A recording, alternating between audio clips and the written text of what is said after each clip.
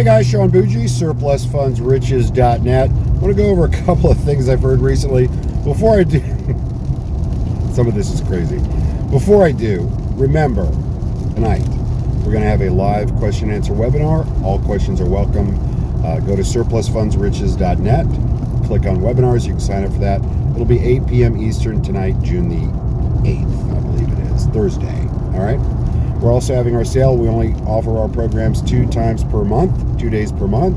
The only reason that we do that is we want to limit, because we offer partnership option, we want to limit the number of people that are coming in. We want to moderate that, make sure that we're on pace, and that we can cover everybody that comes in. We got plenty of crew, but we're very conservative that way. Having said that, let's get into the crazy. So first I had somebody turn in a file to support, or rather to underwriting, and they said, wait a minute, you showed us that you checked the debt, but there's 2 mortgages on there that don't appear to be satisfied. You didn't mention them on the mortgage portion of the worksheet. Guys, we have people check debt. If it went into foreclosure and it sold for more money than what it was worth, an overage was created. However, it's not due to the owner if there was a creditor, mortgage, lien, whatever, in line. If somebody actually recorded at the courthouse in that county. If there was, they have a priority claiming the money in front of the owner, so we can't go after it for the owner. All right, I know a lot of guys aren't telling you that online. They also, by the way, just started saying, hey, maybe you should use attorneys, like we've been saying for what? Over 15 years. All right, so that tells you what they know. So, anyway, first guy, we got back with him, and he says, oh, trust me, bro, those are satisfied. Hey, if they're not satisfied and recorded as satisfied or canceled or terminated in the court, they're not satisfied. So, no, we're not going to trust you, bro. I'm about to unleash my crew, calling all their possible relatives and associates, calling them, any numbers we can find, and mailing to any number we can find for them and their possible relatives and associates. I'm about to spend a lot of money, and I'm not going to do that on Trust Me, Bro. Okay?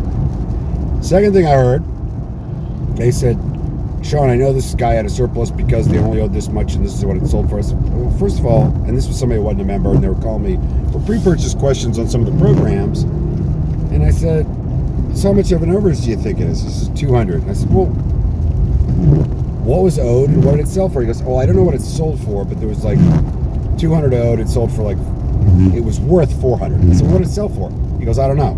I well, then how the hell do you know there's a $200,000 overage there?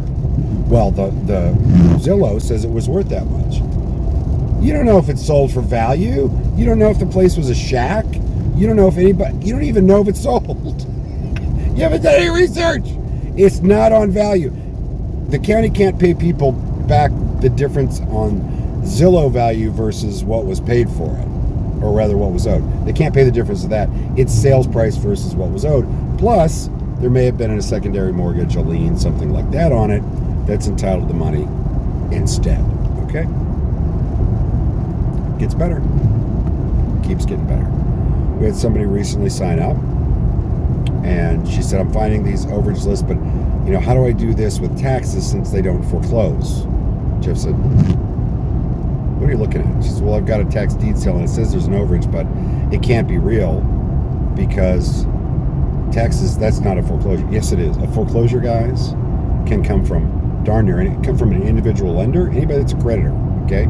Individual lender, it can come from, if they're in primary or first position.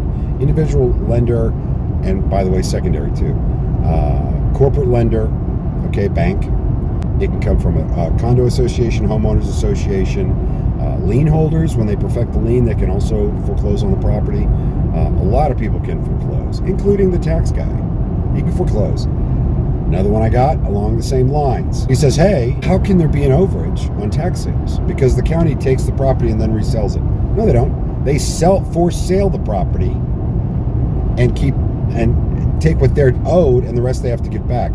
They don't take possession of the property first and then sell it. They didn't own it when they sold it. It was a forced sale, just like mortgage company in most instances doesn't take it back, most instances, and then resell it, okay? So no, you don't know what you're talking about. The county doesn't own the property when they sell it. They're just selling it to be satisfied, have their debt satisfied.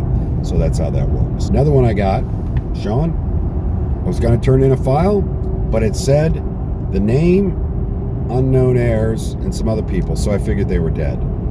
Look, unless it says estate of, you cannot make that assumption. Just because it says unknown heirs, that's the county or the mortgage company saying we're foreclosing, we don't care against who at this point, we're not sure the people are alive, we don't care.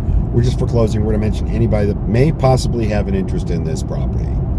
So that's what they're doing, okay?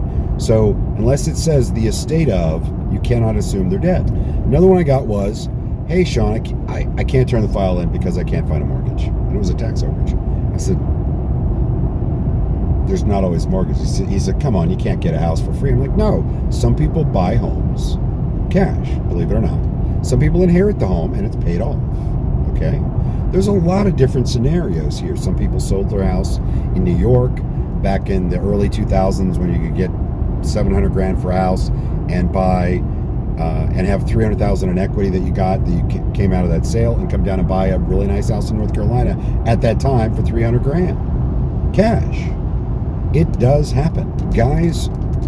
You need to watch my training. I have an hour and 5-minute training. It'll really explain in depth, step by step, exactly what we do in this business. We have nothing to hide. We're happy to share it with you because I'd rather you come into it knowing what to expect. I'll put a link to that at the end of this video. Thanks. Have a great day.